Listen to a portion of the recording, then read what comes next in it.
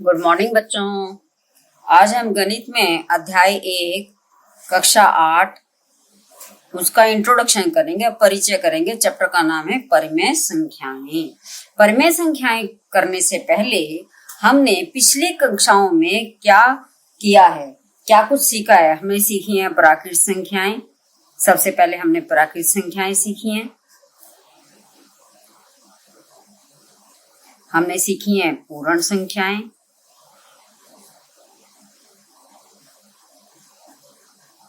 हमने सीखे हैं पूर्णांक।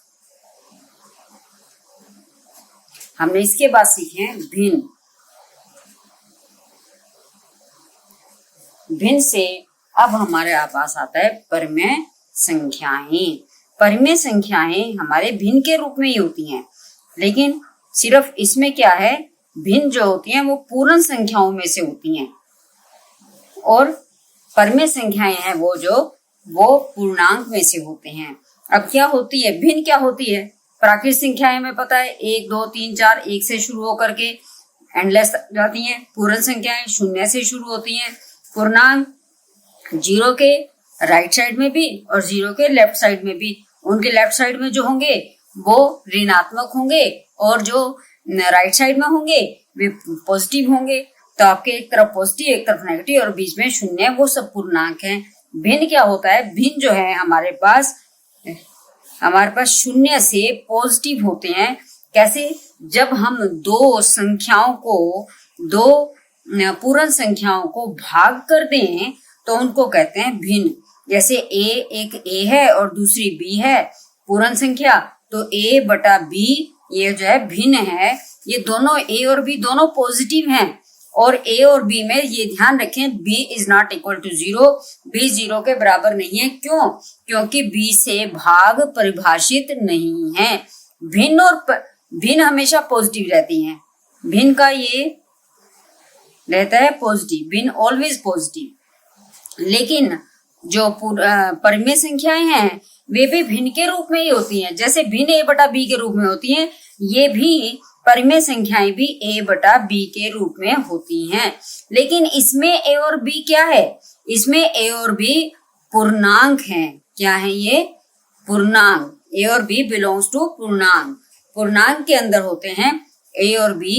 A and B both belongs to the integers. English में हम इंटीजर बोलते हैं पूर्णांक को। तो ये पूर्णांक हैं। ये पूर्णांक जो हैं हमारे पास पॉजिटिव भी हैं और नेगेटिव भी हैं। Positive negative both.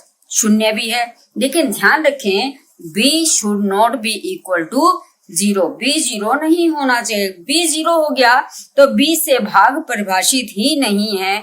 इसलिए हम A 0 हो सकता है, A 0 हो सकता है, लेकिन B 0 नहीं हो सकता। तो ये हमारे पास परिमेय संख्या है।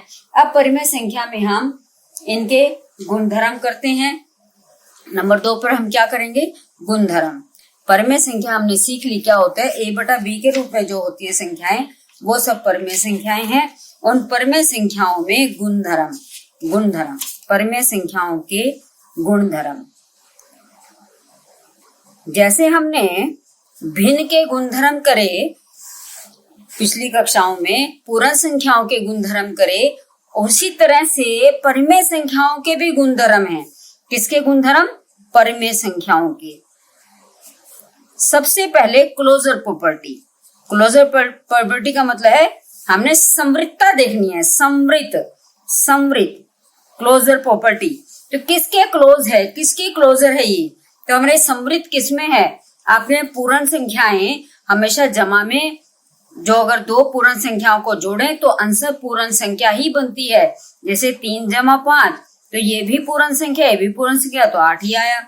इसी तरह परिमेय संख्याएं भी अगर हम 2 परिमेय संख्याओं को जोड़ें तो हमारे पास आंसर में परिमेय संख्या ही बनती है। जैसे 1 बटा 2 जमा -3 बटा 5, तो क्या आएगा?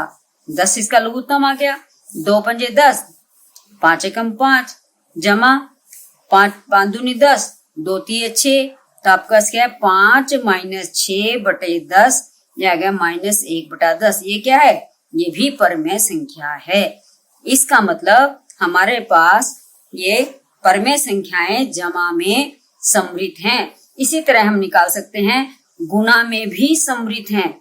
देखो गुणा करें 1 को -3 से, -3, 5 दूनी 10, ये भी परमेय संख्या बनी, तो ये गुणा में भी समृद्ध हैं। अब देखते हैं घटा में समृद्ध हैं क्या, तो 1/2 यही आप ले लेते हैं, -3/5, तो क्या आएगा 1/2, माइनस माइनस प्लस 3/5, 5 लघुत्तम आ गया, 5 दूनी 10 लघुत्तम आ गया, 2 पंजे 10, 5 एकम 5, 5 दूनी 10, 2 तिये 6, 5 और 6 11/10, तो ये भी परमेय संख्या है। तो परमेय संख्या ध्यान रखें, जो परमेय संख्या है वो पॉजिटिव भी होगी और नेगेटिव भी होगी। तो ध्यान रखिए हमारे पास जो हमारे पास भिन्न है, सभी भिन्न परमेय संख्याएं हैं, पर सभी परमेय संख्याएं भिन्न नहीं हैं। ये आपके छोटे क्वेश्चन में कभी पूछा जाता है कि सभी भिन्न, जितने भी भिन्न हैं परमेय संख्याएं भी हैं, लेकिन परमेय से सभी परमेय संख्याएं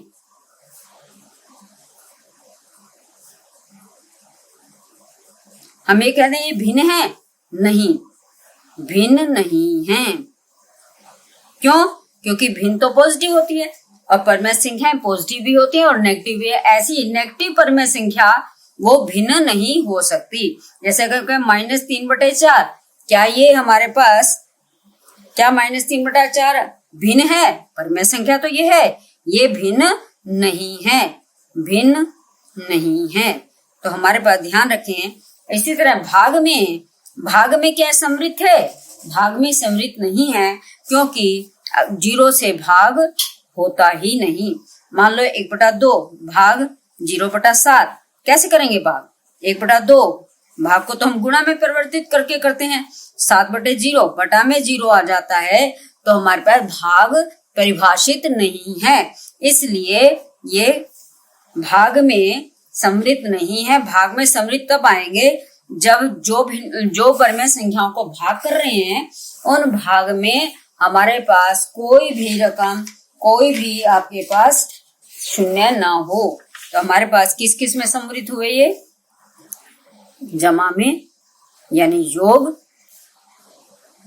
व्यवकलन, घटा, ये योग है, ये घटा है, और गुणन यानी के गुणा में भी समृद्ध हैं, में समृद्ध हैं। दूसरा गुण है, दूसरा गुण निकालते हैं हम, लेकिन भाग में समृद्ध नहीं है। अब दूसरा गुण है हमारे पास क्रम विनिमयता। क्रम विनिमयता दूसरा गुण है क्रम विनिमयता। क्रम विनिमय मतलब क्रम का उल्टाना। एक क्रम कैसे है? ए जमा बी लिखा, तो हम क्या इसको हम बी जमा ए लिख सकते हैं? जमा में कोई फर्क नहीं पड़ता, गुना में कोई फर्क नहीं पड़ता, ए गुना बी और बी गुना ए भी वही रहता है।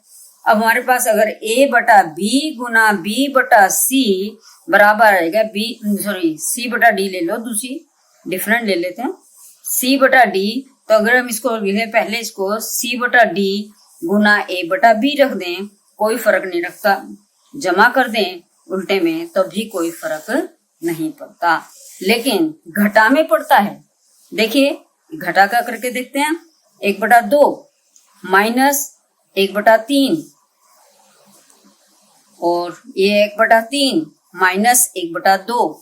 देखिए हम 1/2 माइनस 1/3 बनाए, माइनस कॉमन आएगा इसमें, 2 तिये 6, 2 तिये 6 माइनस 3 दूनी 6, आपके पास 1/6 बना और ये क्या बना 6 लघुत्तम आएगा, 3 दूनी 6 माइनस 2 तिये 6 यानी -1/6। यानी क्रम विनिमयता किसमें है? जमा और गुना में है, जमा में और गुना में है, लेकिन घटा में क्रम विनिमयता नहीं है। तो हमारे पास जमा में और गुना में ही परमेय संख्याएं का जो गुण है क्रम विनिमयता है, भाग में भी नहीं है।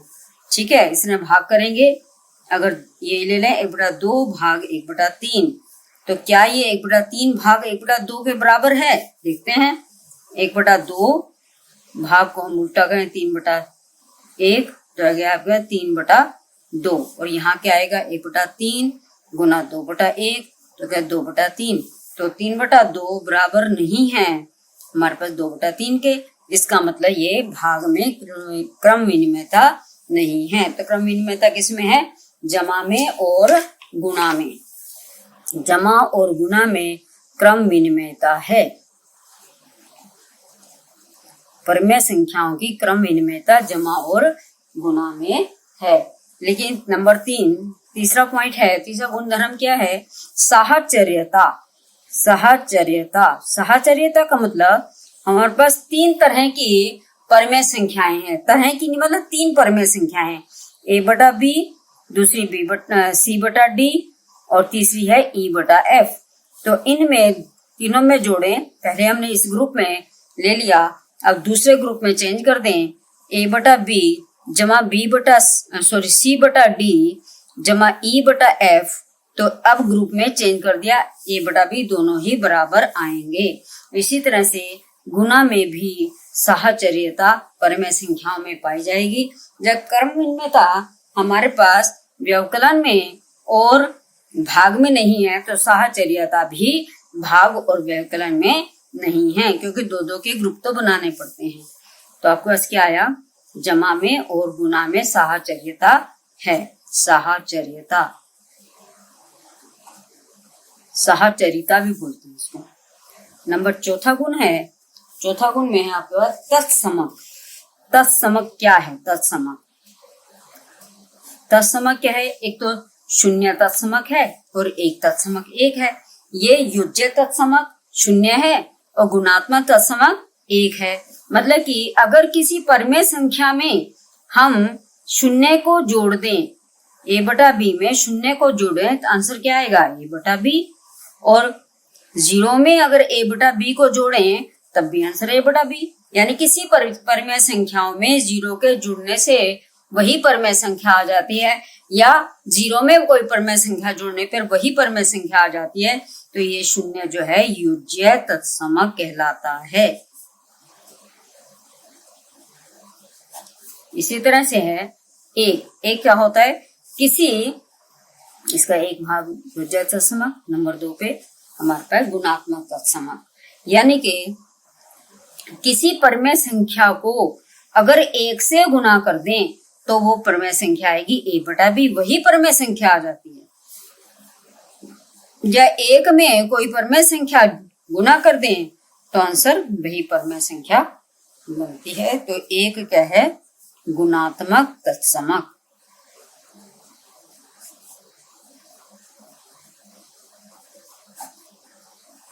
परमेय संख्या में 0 युज्य तत्समक है और 1 जो है वो गुणात्मक तत्समक है। नेक्स्ट है हमारे पास योज्य प्रतिलोम।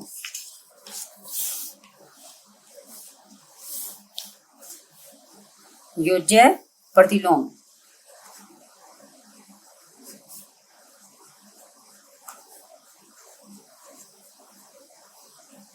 योज्य प्रतिलोम जब 2 परमेय संख्याओं को 4 नंबर पे था, ये 5 नंबर पे है योज्य प्रतिलोम। 5वां गुणधर्म है योज्य प्रतिलोम। ये भी 2 भाग हैं, एक गुणात्मक प्रतिलोम आएगा और एक योज्य प्रतिलोम। दूसरा भाग क्या है? गुणात्मक प्रतिलोम।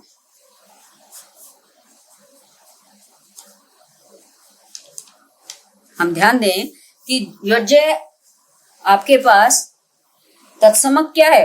योज्य तत्समक 0 है, यानी कि योज्य प्रतिलोम को 2 परमेय संख्याओं का जोड़ यदि 0 आ जाए तो वह एक दूसरे की योज्य प्रतिलोम कहलाएंगी। मान लो एक हमने परमेय संख्या ले ली a/b और दूसरी ले ली -a/b। दोनों को अगर जोड़ दें आंसर क्या आएगा? 0। सेम में से सेम को क्या करें? a/b -a/b, ये तो 0 आ गया। तो ये a/b जो है और दूसरी -a/b, ये दोनों एक दूसरे क्या है? योज्य प्रतिलोम। a/b का योज्य प्रतिलोम -a/b और -a/b का योज्य प्रतिलोम a/b। इस क्वेश्चन कर लेते हैं। 3/4 इसका योज्य प्रतिलोम क्या आएगा? इसका योज्य प्रतिलोम आएगा -3/4। 6/7 इसका योज्य प्रतिलोम क्या आएगा? सेम, आपको 6/7 ही लिखना है, सिर्फ चिन्ह को बदलना है। अगर आपके पास है -7/9, इसका योज्य प्रतिलोम क्या आएगा? सेम लिखना है, सिर्फ चिन्ह को बदलना है, +7/9 इसका योज्य प्रतिलोम होगा, योज्य प्रतिलोम। अब आ जाते हैं गुणात्मक प्रतिलोम। गुणात्मक प्रतिलोम क्या है? जब दो परमेय संख्याओं को गुणा करें और आंसर 1 आ जाए तो वे एक दूसरे के गुणात्मक प्रतिलोम कहलाते हैं। जैसे आपके पास है, इसका दूसरा भाग है गुणात्मक प्रतिलोम।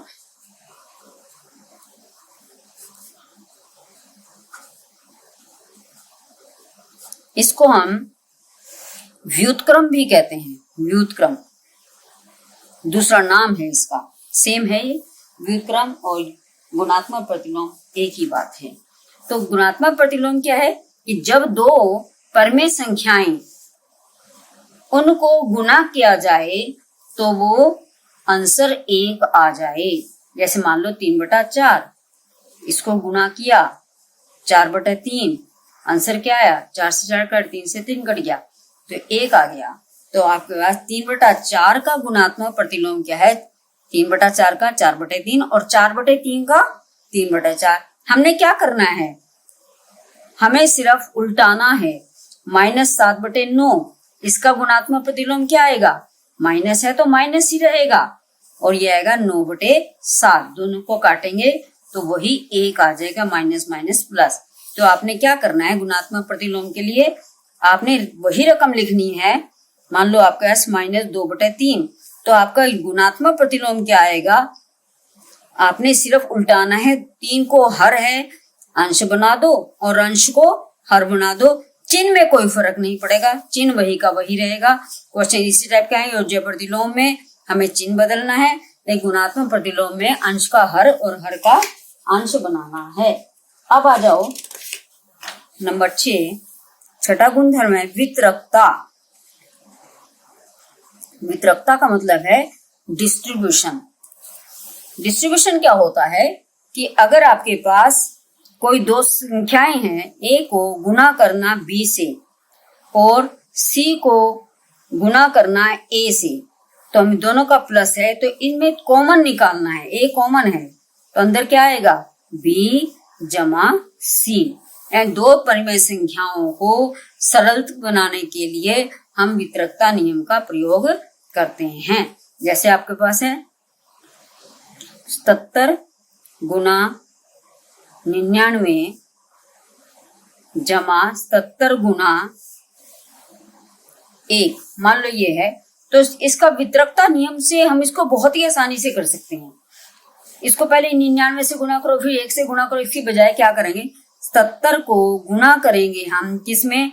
इधर से 99 ले लिया, 77 दोनों में था उसको बाहर निकाल लिया, जमा और 1 ले लिया। तो आपका 77 गुना 100, 99 और 100, 7700। तो आपके पास क्या है? वितरकता नियम से हमारे पास क्वेश्चन थोड़ा आसान हो जाता है। क्या है? यह है योग पर। इसी तरह माइनस के लिए भी है, ए गुना बी माइनस सी गुना ए। तो इसमें भी वही है, ए कॉमन आ गया, बी माइनस सी। यहाँ भी वितरकता नियम में हम माइनस के लिए भी प्रयोग करते हैं। तो क्या है ये? वितरकता नियम क्या है? परिमेय संख्याओं के लिए योग पर गुणन की वितरकता, ये योग पर गुणन की वितरकता है, ये व्यवकलन पर गुणन की वितरकता। तो हमारे पास इस तरह है तो हम इस तरह से तोड़ कर सकते हैं। अगर ये इस तरह तोड़ के दिया हुआ है तो इसको इकट्ठा करके, डिपेंड करता है हमारे पास क्वेश्चन किस तरह के हैं। तो क्वेश्चन में ज्यादातर हमारे को खोल के दिया होता है, इसको इकट्ठा करना है, और इकट्ठा है तो उसको हम अलग अलग भी कर सकते हैं। वितरकता नियम से हम क्वेश्चन को थोड़ा सरल बना लेते हैं। मान लो आगे क्वेश्चन कर लेते हैं एक। मान लो है आपके पास 3/4 गुना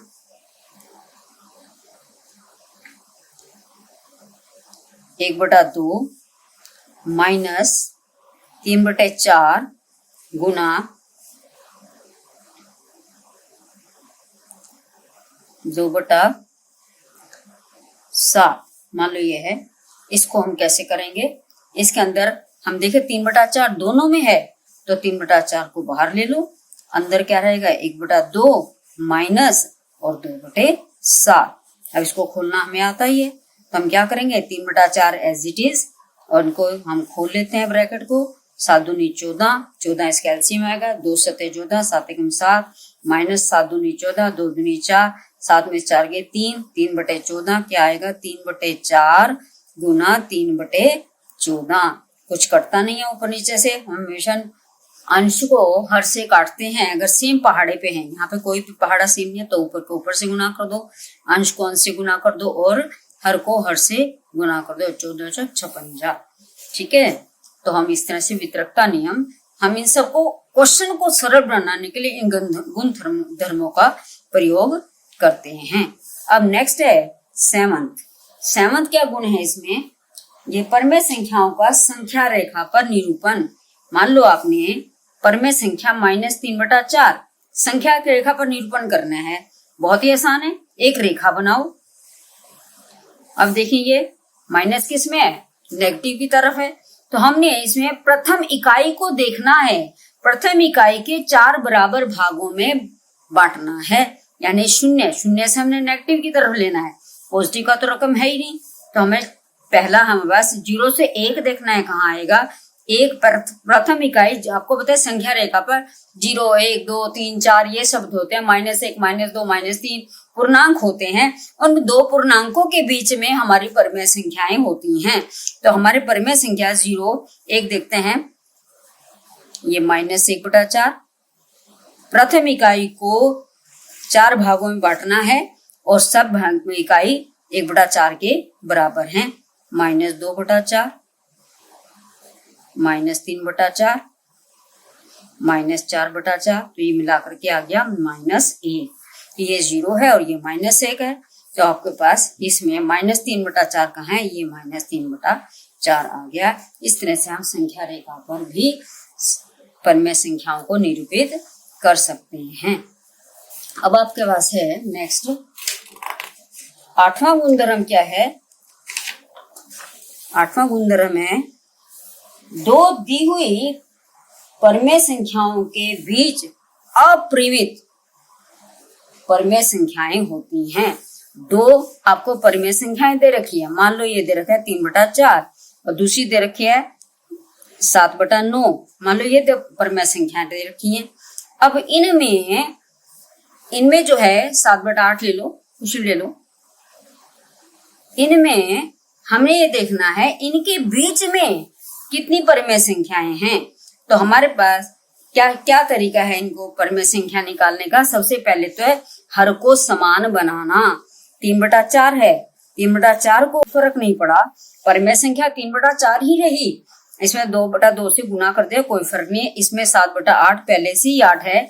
अगर यहाँ पे कुछ और होता है, ऐसे मैंने पहले 9 लिखा था, तो 9 को इसको 9 से गुना करते, इसको 4 से, तुल्य भिन्न जैसे बनाते हैं हर को समान बनाने के लिए, वैसे ही हम परमेय संख्या को करने के लिए भी करते हैं। ये माइनस में भी हो सकती हैं, प्लस में भी हो सकती हैं।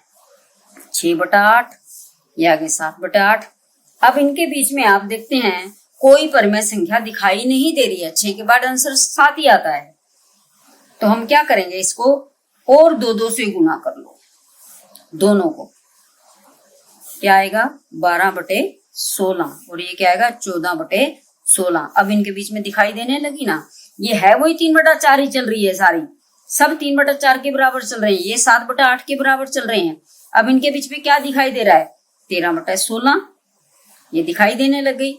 अब और बड़ी करनी है, इनके बीच में हम 6/8 को 100 से गुना कर दो, इधर से 7/क्या था 8 था, इसको 100 से गुना कर दिया। सेम से गुना करना है क्योंकि हमने हर हमेशा समान रखने हैं। ये 600/800, यहाँ क्या आ गया 700/800। अब इनके बीच में आपको दिखाई दे रही है 601/800, 602/800, 699, 601/800 से लेकर के हमारे पास 699/800 हमें दिखाई दे रही हैं। तो दो परमेय संख्याओं के बीच में अनंत परमेय संख्याएं होती है, जितनी मर्जी चाहो निकाल सकते हो। आप 1000 से गुना कर दो और ज्यादा हो जाएंगी। अगर ये माइनस होता तो ये सारा माइनस हो जाता। फिर हमारे पास -12/16 या -6/8 और 7/8 के बीच में ही बहुत सारी संख्याएं दिखाई देती। कौन कौन सी? -6/8 और 7/8 के बीच में कितनी संख्याएं दिखाएंगी?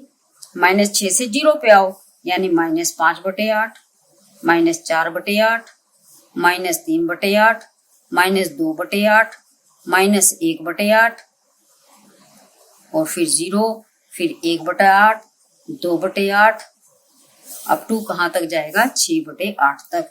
तो कितनी भी परमेय संख्याएं दो परमेय संख्याओं के बीच में निकाल सकते हैं।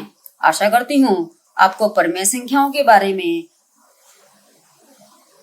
आपको सभी गुणधर्म उसके पता चल गए और परमेय संख्याएं क्या होती हैं वो सब आपको नॉलेज हो गई है। धन्यवाद। अगर आपको मेरी वीडियो अच्छी लगे तो मेरी वीडियो को लाइक, शेयर और सब्सक्राइब करें।